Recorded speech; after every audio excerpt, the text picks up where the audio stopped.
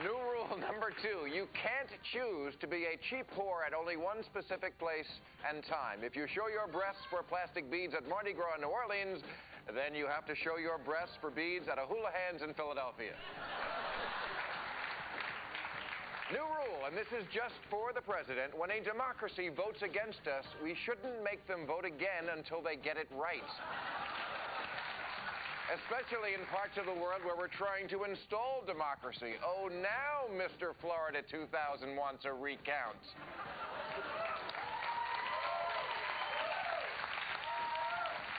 New rule, when actors volunteer for the war, take them.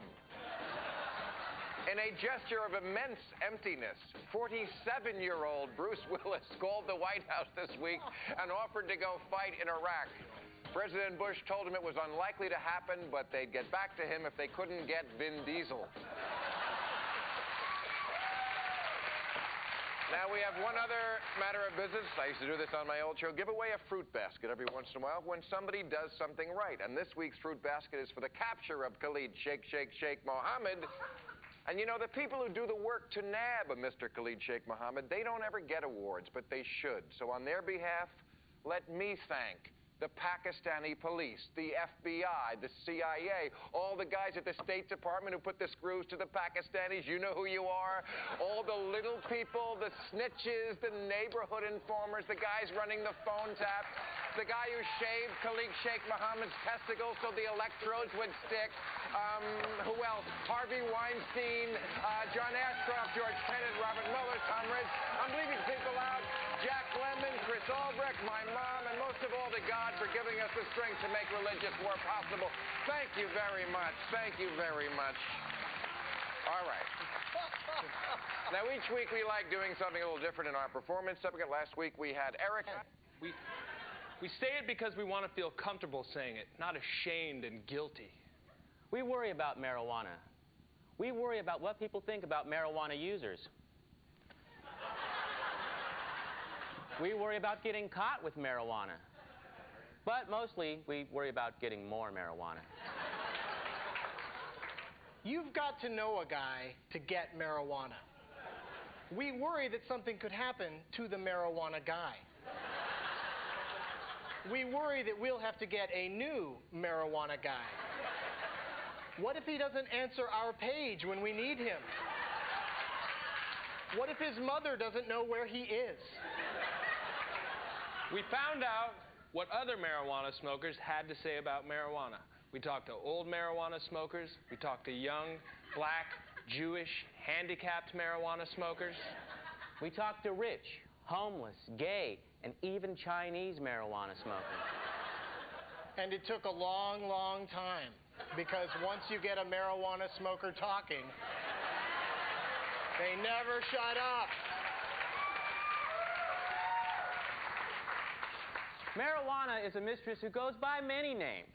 She's also known as pot, weed, El Diablo de Verde, Wiggity, jazz plants, Lando Calrissian, Kermit the Hogleg, Dr. Fill My Pipe Up, Mr. THC, Your Highness, Harry Potter, my only real friend,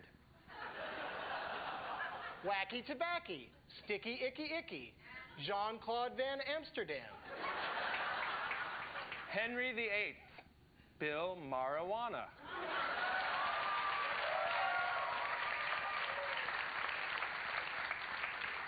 Mother Nature's way of saying hi. Marijuana. I didn't always smoke pot. For years and years, Arj Barker was high on life. But eventually, I built up a tolerance.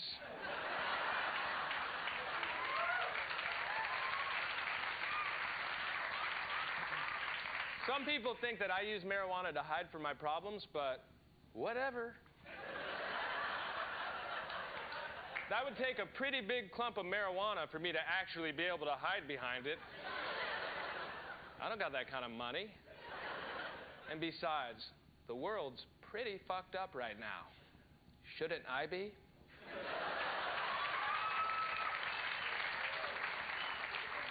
I mistakenly left a baggie of pot in my jacket when I dropped it off at the dry cleaners. It was the Marvin Gaye weed. You know, that's weed that's so strong after one hit you're like, what's going on? So I decided to go in there and get it. I marched into that dry cleaners and I handed the guy behind the counter my receipt, and he pressed that button that makes the big clothes carousel go around. And I could see riding through the store my jacket with the pot pinned to the lapel. It was like it was going to a pot prom or something.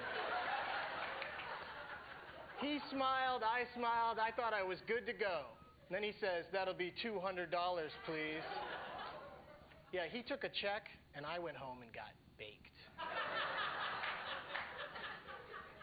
My girlfriend thinks I smoke too much pot. I, on the other hand, think I don't smoke enough pot. Because if I did, I'd be finished. And I'm not. Look, we all have our vices. I like to smoke a little weed. She likes to feed the baby. Hey.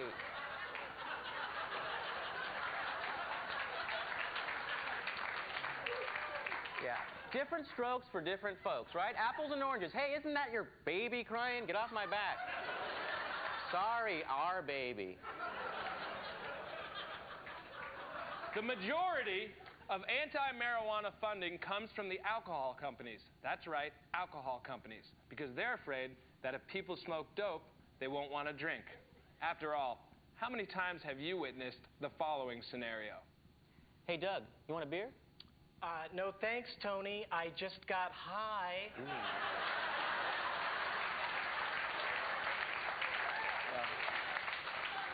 Yeah, that pretty much happens all the time at my house.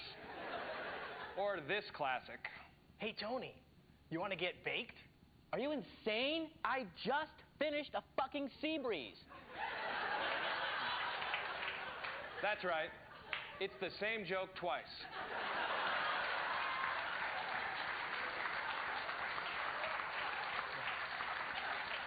In an effort to battle these anti-marijuana concerns, we of the Marijuana-Logues pledge that over 80% of the proceeds from this show will go towards marijuana.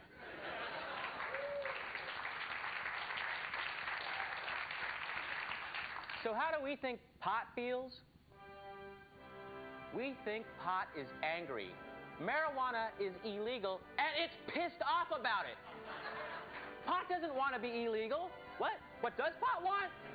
Just to carry out its sacred and divine mission, to get you high. It doesn't want to be a problem in your life. Pot wants to bring you joy. Pot doesn't want to be sniffed by dogs, confiscated, kept in an evidence locker, or worse, smoked by cops.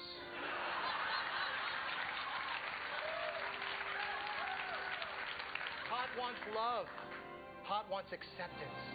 Embrace marijuana. Give it a hug. And then smoke the living shit out of it.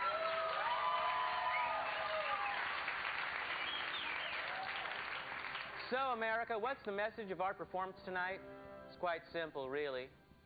Kids don't do drugs.